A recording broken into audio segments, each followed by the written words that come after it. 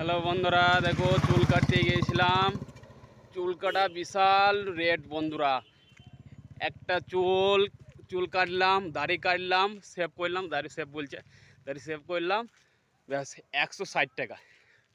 হিন্দিতে বলছে 160, মানে 160 টাকা চুল কাটা। আর দাঁড়িয়ে চুল কাটা 160 টাকা বন্ধুরা।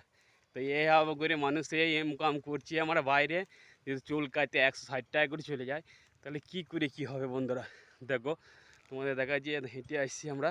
দেখো পেছনে বিল্ডিং, এবারে এইটা হেঁটে যাচ্ছি।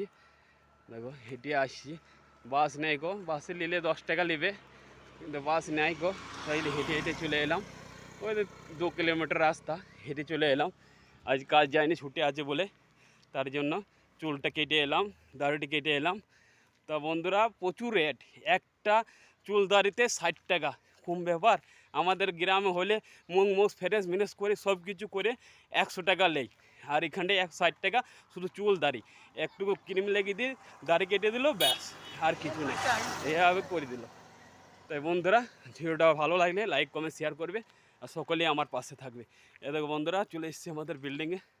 এই সামনে বিল্ডিং, এই বিল্ডিংয়ে কাজ করি আমরা, KBR বিল্ডিং।